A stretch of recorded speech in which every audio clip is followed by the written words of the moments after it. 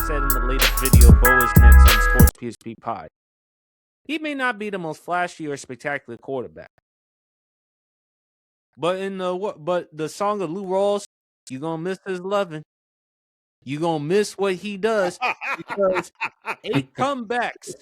8 comebacks. You gonna miss his clutchness. Just like you gonna miss Lou Rawls' loveness, you gonna miss Bo Nix's clutchness.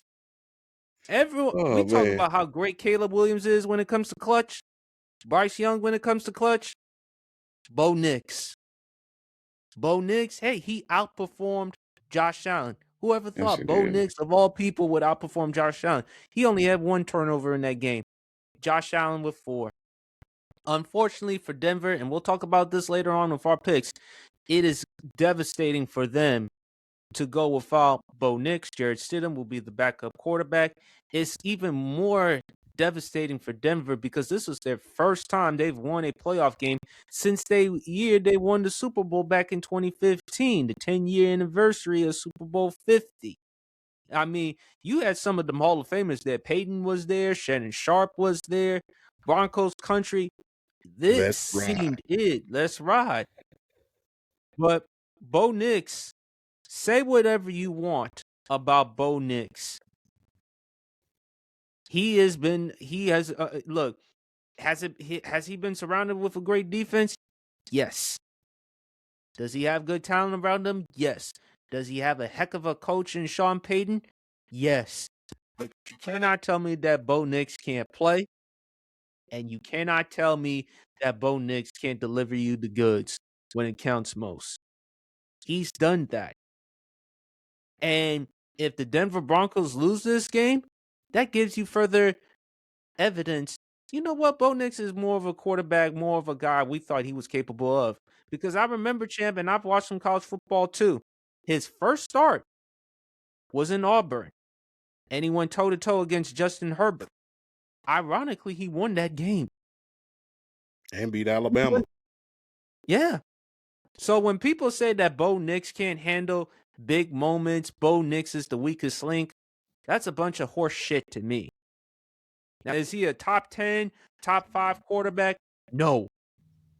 But he's a good enough quarterback that you can be proud to have. He's the white Jalen Hurts, in my opinion.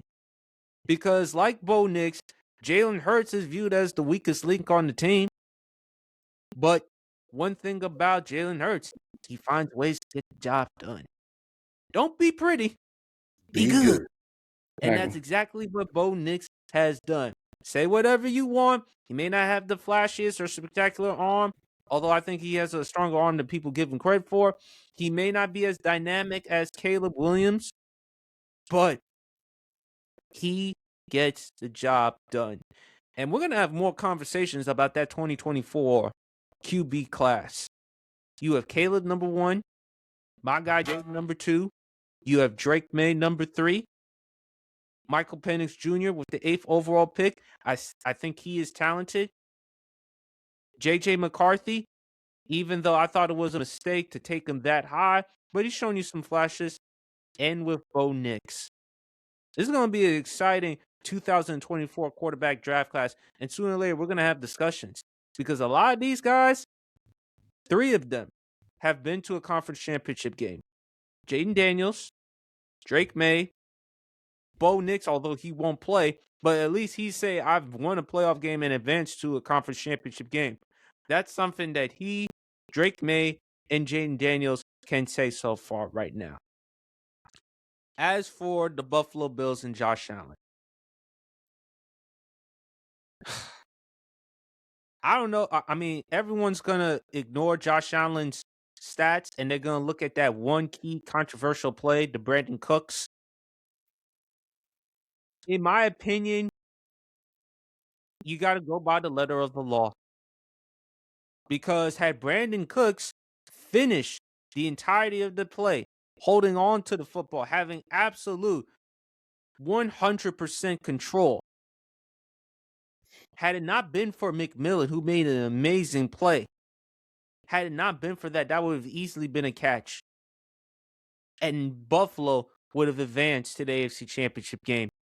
But Josh Allen, if you're going to hold Josh Allen to the same standard we hold Lamar Jackson and all these top tier quarterbacks, we have to do the same with Josh Allen. And in fairness to Josh Allen, he even admitted himself, I let my teammates down while he was crying.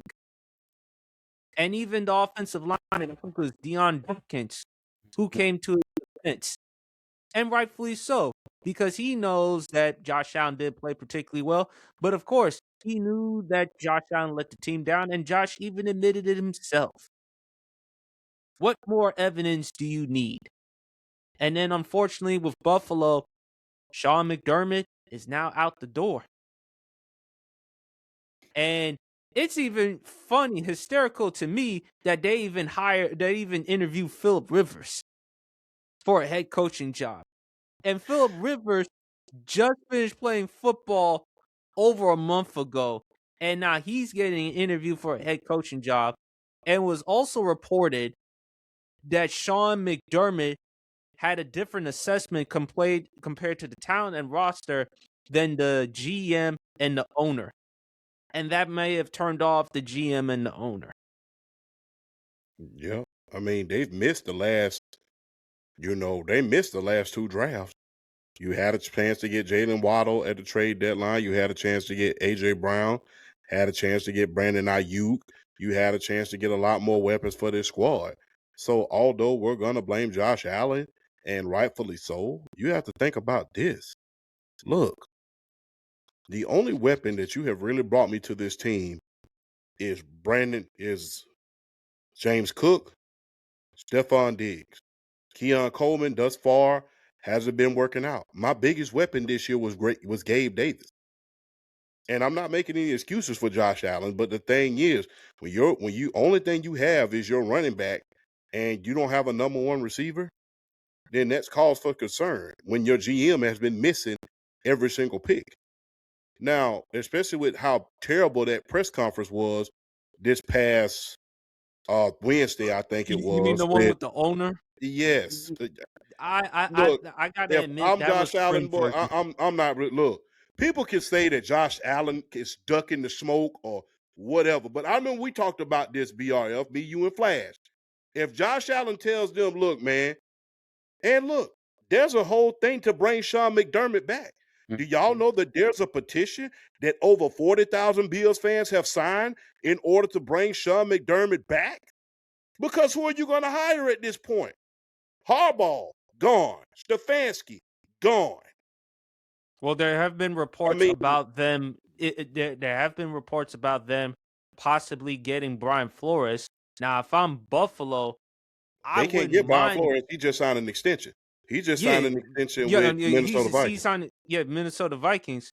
But for me, champ, if I'm Buffalo, this was dumb to fire Sean McDermott, and still, who am I gonna have to replace him? And with Josh Allen, look, he owned it. He wasn't making any excuses. He cried. He was devastated because he knows had I played better, we would have won. If Josh Allen, what was the knock on Josh Allen before?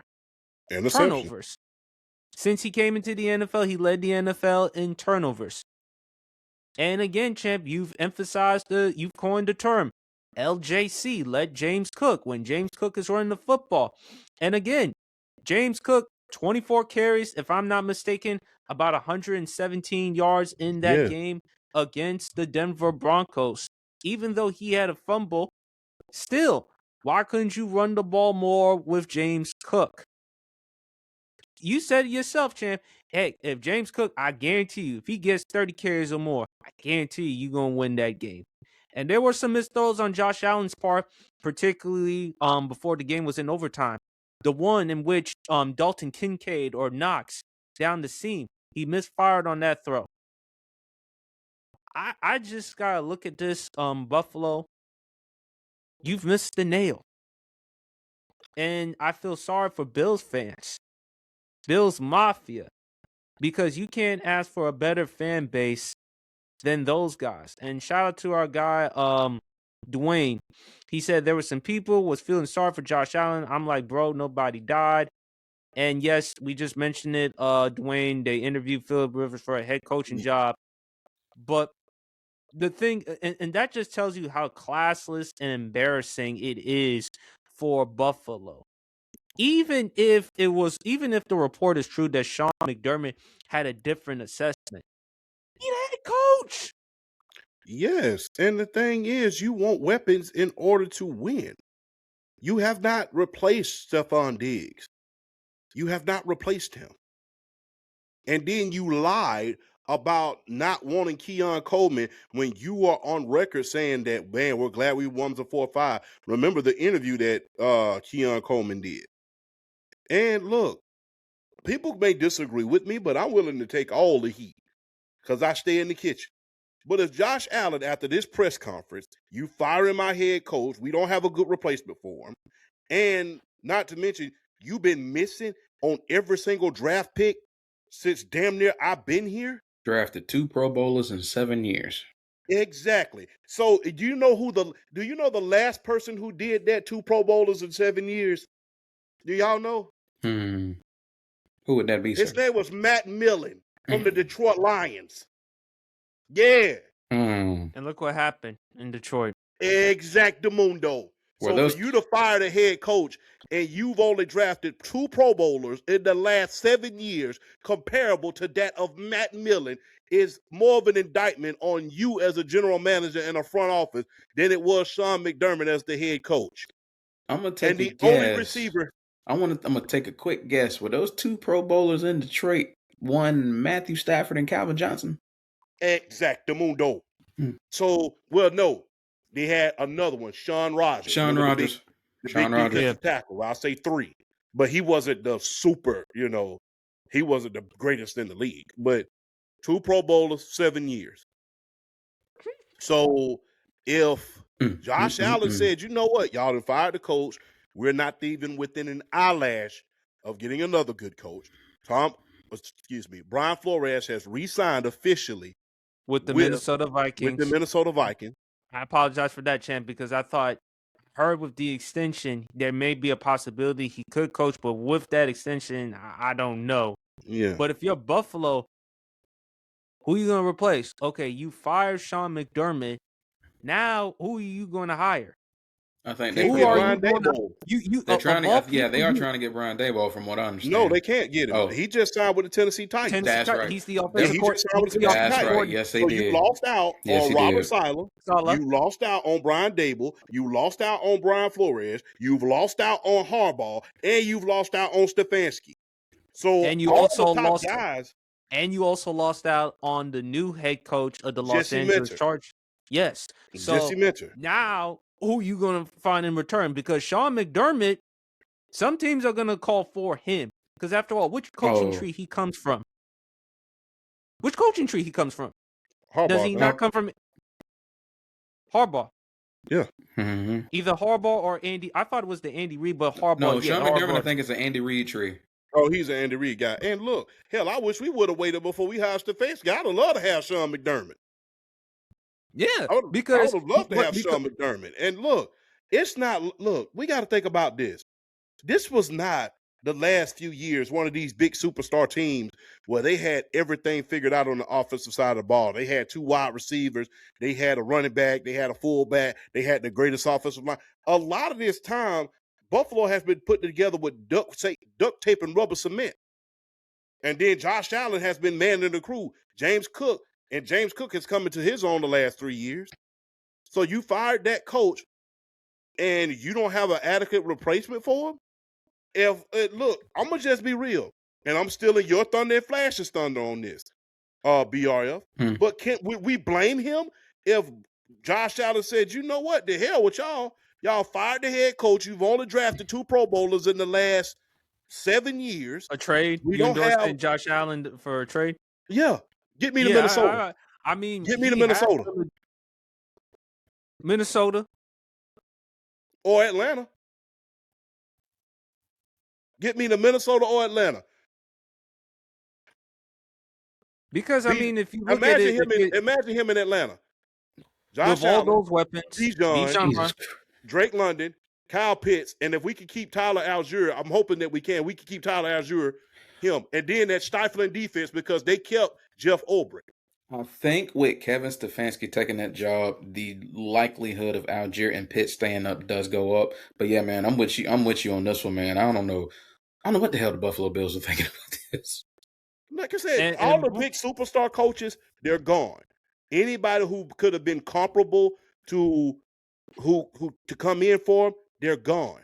And the person who had the best relationship, who helped Josh Allen develop, he's gone.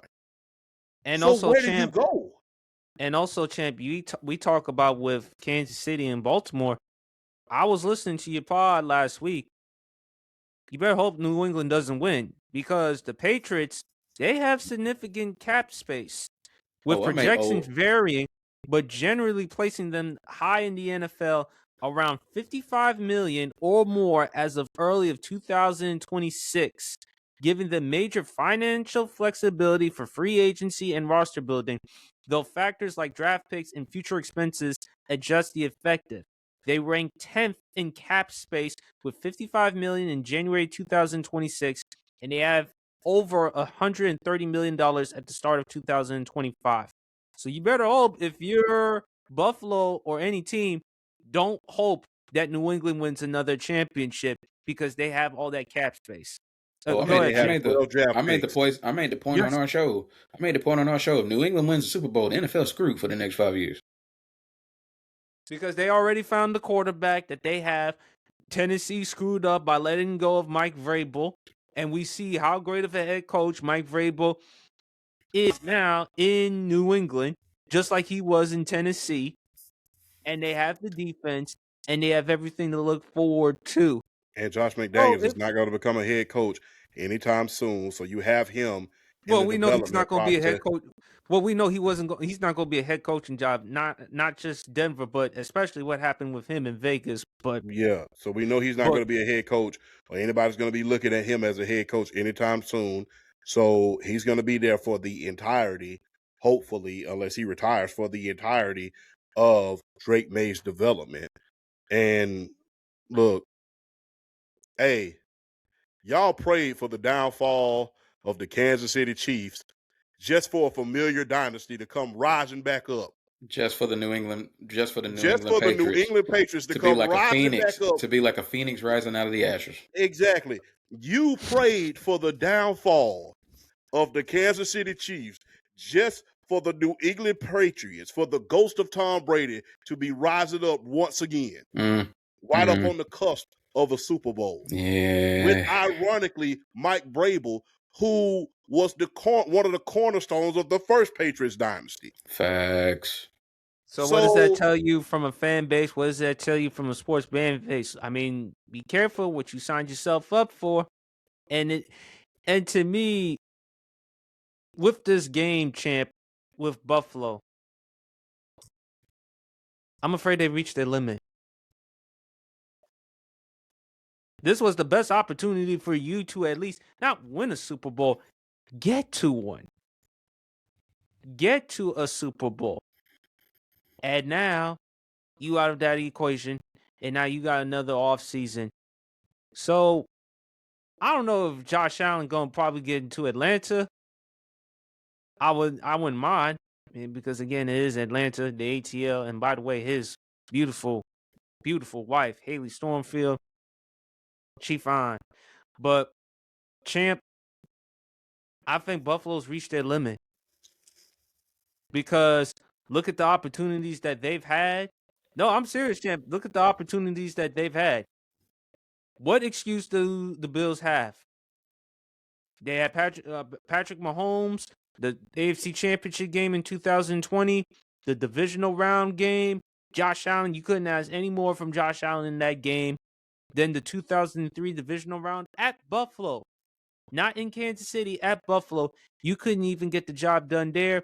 And then last year, I'm afraid that Buffalo has reached their limit as far as with the Super Bowls, because now with the New England Patriots, and we gotta wait and look, the Jets, we don't expect the Jets anytime soon to do anything. Dolphins, we'll see how that goes.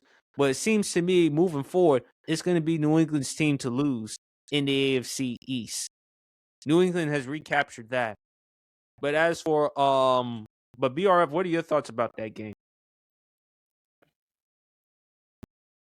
Never would I have thought that I would see Bo Nix outplay Josh Allen in a primetime big money moment, but he did. He did. You know what I'm saying, I was telling people, when you see 25 or 39 for 283 yards and 3 touchdowns, and then the 12 carries, 66 yards. When you see a game like that, you think automatically, oh man, Josh Allen played his heart out. He did all he could do, to get this team over the hump, to get back to the AFC Championship game. He played terrible. Do not let that stat line fool you. He played bad. And that fumble before the end of the first half, which gave Denver another field goal, was one of the most reckless, boneheaded fumbles I have seen from a marquee quarterback in a game of that magnitude in a long, long time. You have to understand your surroundings. You have to understand Denver might not necessarily be playing just to get to the half. They are a relentless, fast defense that excel at getting after the quarterback and getting the sack. If they can get a free turnover off of you to try to get at least 3, they're going to go for it. And Josh pretty much threw it up and gave it to him on a silver platter with that boneheaded fumble, holding the ball like a freaking loaf of bread. I mean, you can't ask for another thing. You can't ask for anything better if you're the Denver Broncos to make a play in that situation. James Cook went 24 for 117. I think I pulled up some of the stats. Dalton Kincaid led the team in receiving. He went 6 for 83. Khalil Shakir went 7 for 75. It's not like, we say he doesn't have the greatest weapons, but we can't say they don't show up for him week in and week out. They show up for him, the guys he do have on that roster. But yeah, that was an abomination. Brandon Beane getting promoted to president like that. That was a joke. Being president of football operations and the general manager when you've done a horrible job bringing in marquee talent for Josh Allen. Now, I will say this, though, because Champ made a good point on our last episode. Sometimes as a quarterback, you do need to be a kingmaker. You do need to be able to elevate the players around you. And while I agree with him on that, 2 things can definitely be true, because they drafted Keon Coleman to be the number 1 guy. He had the talent coming out of Florida State. And to say he hasn't lived up to that has been an understatement. Yeah, he caught a touchdown in that game. That was his only catch for 10 yards in that entire game. He is damn near bust. When you think about the expectations, what they drafted you to bring you in to do, and you not getting the job done, you are way talented than what your production and your attitude and your work ethic has shown.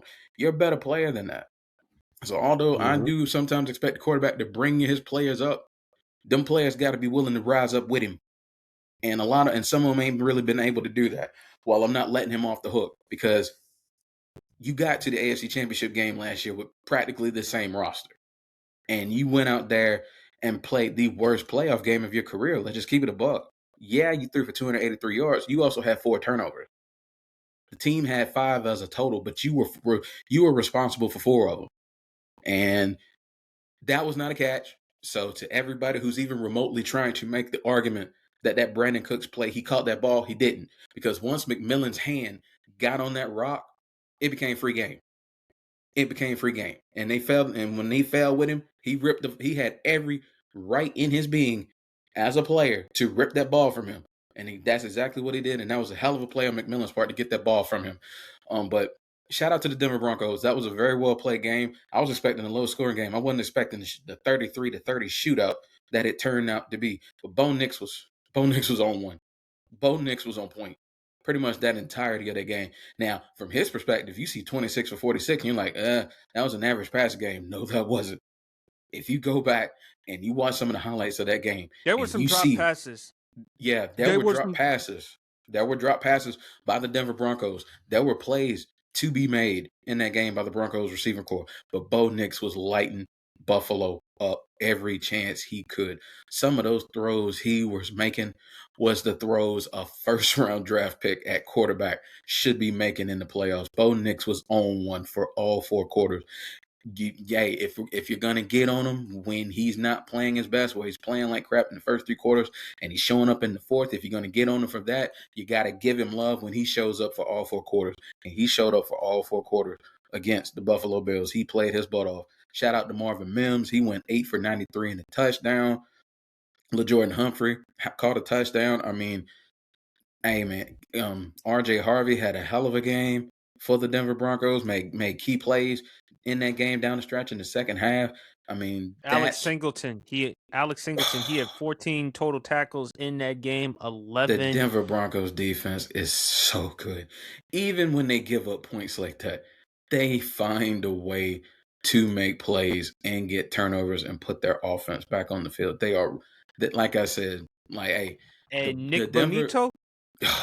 Yes, he is so good. From my Oklahoma Sooners. Nick Bonito is so good, bro. Like Denver, y'all feel blessed. He's You the have a defensive player of the year player. candidate, by the way. Yes, feel blessed. You Yes. have a player the caliber of a Nick Bonito. Like since he got to Denver, he's been on one since he got there. He is one of the best pass rushers, best linebackers. He's one of the best in the game, and he's been that since he got to Denver. He is amazing. There's nothing he can't do on the football field. That and it's like, yeah, like I said earlier, even when they give up points, even when they give up points, you work to earn every bit of those points, because yeah, you may put up a bunch of points. They're gonna knock hell out of you a lot of times too. They're gonna make you earn every bit of those points. And that's what that game was. Yeah, Bo Nix he played well. This is one of those games. I don't want to necessarily say I don't necessarily feel bad for Josh Allen, because honestly, I said in a game like this, you should outplay Bo Nix. You didn't. But at the same time, what the Buffalo Bills front office did to Sean McDermott after this game like this, if you were going to fire him, you should have fired him after last year. If you're going to fire him, you should have fired him after last year. But you do it in a situation where honestly, it wasn't his fault. I mean, this game was not his fault. This game was not his fault. This game was not his fault at all. This game, I hate to say it falls on the shoulders of Josh Allen. This game falls on Josh Allen and the turnovers and how he played in this game. I don't want to say Josh Allen got his coach fired, but he got his coach fired. He got his coach fired. And so it's like when you fast forward this, when you fast forward and you move past this game and you look at the Buffalo Bills and their situation, what do? I personally think they're not gonna have a choice but to promote Joe Brady. Honestly, I think that's what they're going to end. I think that's what they're going to have to do. I think because I don't think there's really an external candidate out there unless they luck up in the Clint Kubiak. What about Cliff Kingsbury? You know what? You know what I'm thinking? Look, people can say what they want to, but look, when he had a cooperative quarterback, he showed what he could do. And not only that, you might want to get him before Lamar Jackson does, because Lamar Jackson has personally requested him. I think Baltimore is going to get Cliff Kingsbury to be their offensive coordinator. I think all roads are pointing to that at this point in time. But Champ, I understand you talk about the coachability quarterback, but also too the second half adjustments. That's not just on quarterback. That's also on the team collectively as well. We saw that with Kingsbury during his time in Texas Tech. But here's the problem that I have.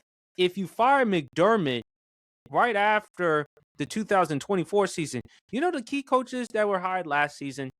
Obviously, Ben Johnson, Mike Vrabel, Aaron Glenn. So far, it hasn't worked out for him in New York. But you had Liam Cohen, Kellen Moore with the New Orleans Saints. I think Kellen Moore actually did a little bit. I think he did a little bit of good for New Orleans Saints later in the season, particularly with how he handled Tyler Show. You also had Jesse Minter. So these were some head coaches that you could have hired, but with Buffalo, you fire Sean McDermott and then you bring in Philip Rivers for a coaching job. That's desperation, is what that is. They know that's comparable to what they know they effed up. That's bringing in Philip Rivers for a job interview. You know you effed up again. And now just to take it another look right now. Now the petition by Bills Mafia in order to bring back Sean McDermott is up to 67,000. Good for them. So You can bring. I mean, and how awkward is it going to be if you end up having to bring him back? Has that ever? Well, that's happened twice in NFL history. I mean, I wouldn't want to you go get back if I fired was by a him. team and then bring them back. I I wouldn't want to go mean, back if I was Sean McDermott. I'd be like, you know remember what, Bills Mafia? Thank you. I appreciate the sport.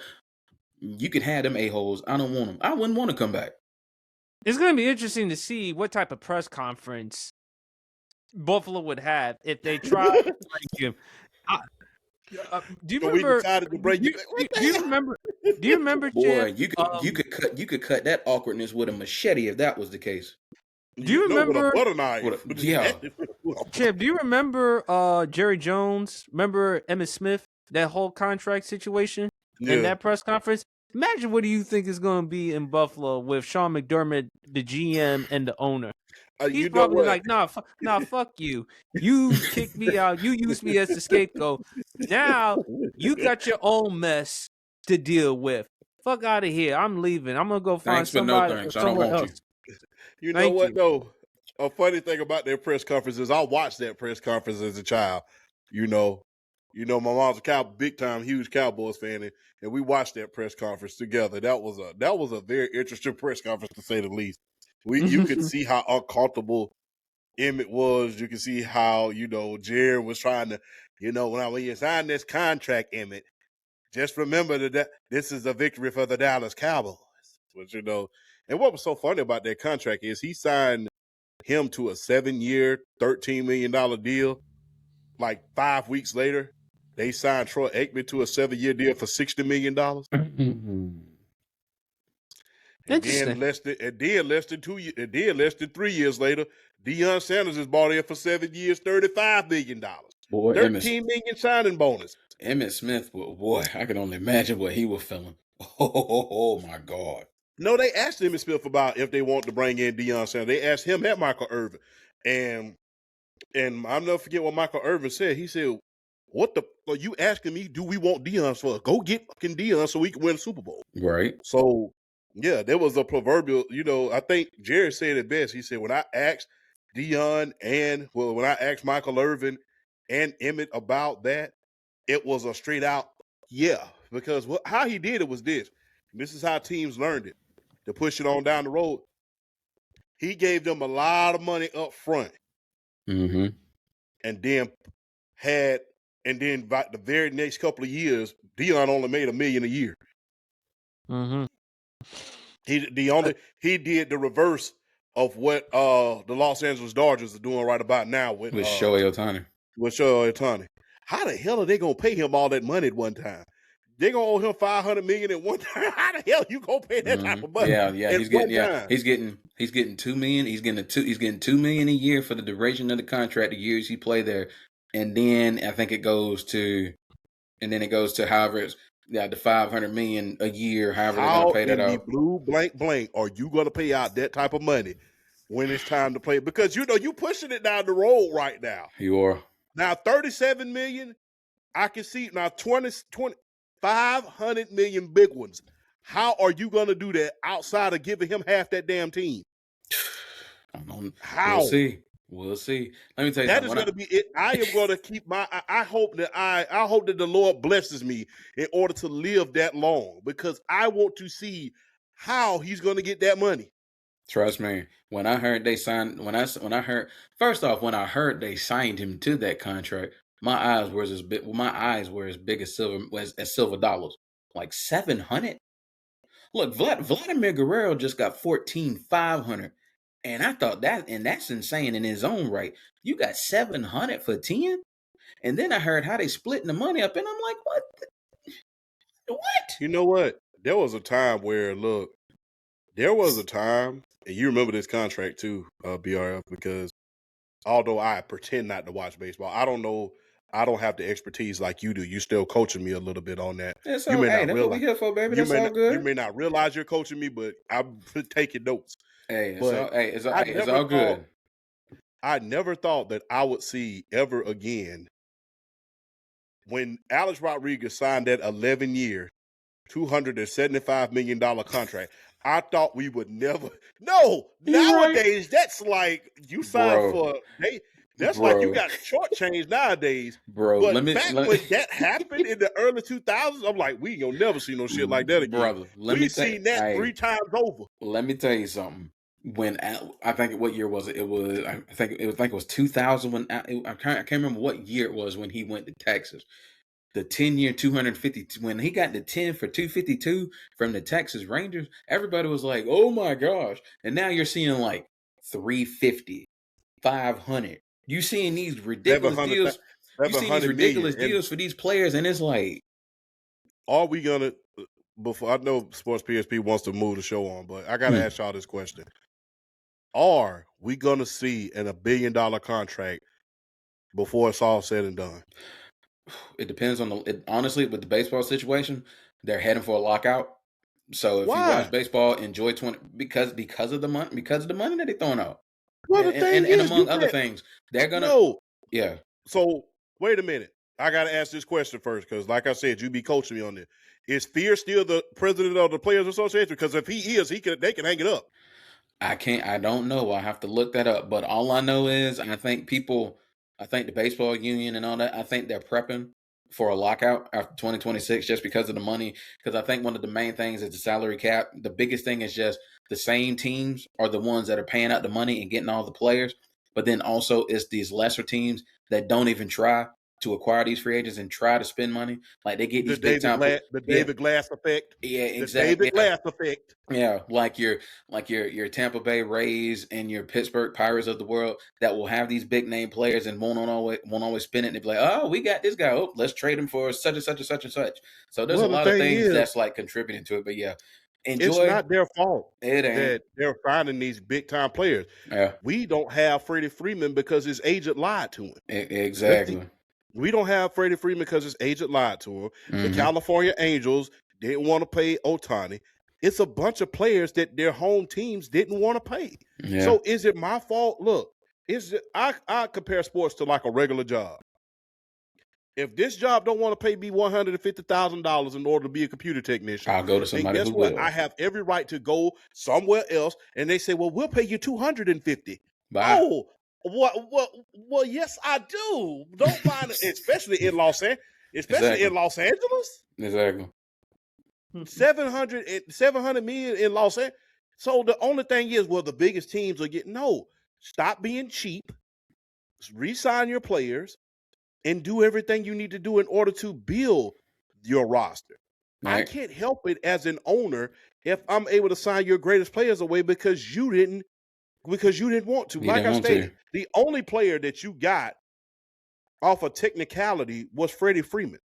And we had a discussion about him being the new Mr. October. Yeah. So it's not my fault is it PSP's fault that, hey, nobody was searching for a champ when he was a TikToker and all of a sudden now PSP got him? No, it's not his fault. Nobody was searching for that next guy. So that's comparable to that. Except PSP, because if there's one thing PSP champ is giving me credit for is talent evaluation. Mm-hmm. So if I see a talent and if I see someone that can get the right type of tutelage, hey. Yeah, it's no different. And it's no different at all. But that was an interesting conversation, big fella. I know you're concerned about my time, but feel free, man. Just feel like the podcast is like your home. So I ain't got no problem with you speaking on your mind. I'm not finna give up. But if I'm the Players Association, look, and I don't blame him because I've been paying attention to a little bit of it. You're not finna build no damn salary cap when it's my turn to get paid. I'm with them. And the thing is, what they're trying to do is they're trying to use, and I see what they're doing. They're trying to use our team as an excuse because they're trying to say, well, the Braves can't re-sign Ronald. Okay, that's the Braves' fault, not the salary cap's fault. Yeah.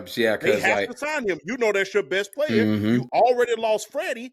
You need to re-sign him. And so now the conversation with Ronald is, okay, if you don't think you're going to sign him, do you go ahead and trade him and try to get all the capital back you can?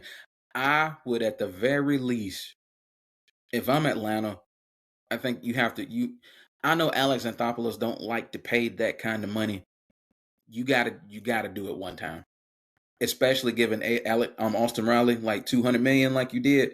You got to try. You got to try one time with Ronald. Just talk to him and see what he wants, because he loves that city and he wants to be there. Yeah, Ronald's Ronald's going to command at least 5. No, he's going to command 5. So Vlad you got, think like I said, Vladimir Guerrero got 5. Ronald Acuna, when he's healthy, is a better player than Vladimir Guerrero. So okay? he's commanding at least 500. You think he'll settle for 4 to stay in Atlanta? Depends on. I think a lot of it depends on years and how they structure the money. I think really it's about talking to him, and I feel like if he feels like they're trying to keep him, he may take a discount, because you got to think he's still on that 10-year, $100 million contract he signed, a few years ago, which people thought he was crazy for signing that contract, considering the talent he was already starting to become. They signed him to, because this was what was it? They signed him 10 years, $100 million. They signed Ozzy Albies to a 7-year, $35 million deal. Like, I guess they were kind of taking advantage of the fact that they're international players. But even still, I think it falls on what Ronald wants to do. And if he really wants to stay, I think if he really wants to stay, he may take less money. But I'm just saying, Vladimir Guerrero getting $500 million. And like I said, Ronald Acuna, when he's healthy, is a better player than Vladimir Guerrero. That should scare Atlanta Braves fans. The fact that Vladimir Guerrero got a $500 million contract. That should scare Braves fans. That really should. Quick question though for you, BRL. Mm-hmm. Are you still standing on business about Bear? As far as what? As far as not resigning. I say resign Bear. I think the chances have gone up a little bit. I didn't think there was no way at first. Now, Ha-Seong Kim, that's the shortstop they got at the trade deadline. They brought him back 1 year, $20 million. He had to have surgery on his finger, so he's out 4 to 5 months. So he'll probably be back in May. So you may need another bat at very least as a designated hitter. I think you have to reconsider Marcell Ozuna now. You may have to consider it. But my main thing is, I think the biggest thing, real quick before we move on, I think you're looking at Sean Murphy is the main thing with the Braves. Do you try to trade Sean Murphy now? Because Drake Baldwin's your everyday catcher. He just won National League Rookie of the Year. He's your everyday catcher. I think they may look into trading Sean Murphy before the season or at the trade deadline, depending on where they are record-wise. So Sean Murphy's another one I'm looking at too, as far as whether to trade him or not. I think you think about it more. Because at first I was like, no. But now I'm like, you know what? There's still a little concerns with the depth of the team. I think you think about signing Marcell Ozuna. I think you do. You think about it more than you did before. Yeah. Appreciate that, PSP. Thanks, BRL. No problem. Yeah, anytime. Mi casa es su casa. So, ain't got no problem with it. But, fellas, let's talk about C.J. Stroud and the Houston Texans. Champ, you called it. I mean, you like the Grinch who stole Christmas that day. I mean, damn. I saw that video that you sent. You said to yourself, "Load and freaking behold, 4 interceptions in the first half." And that's exactly what happened with C.J. Stroud and the Houston Texans. In his first 2 career playoff games,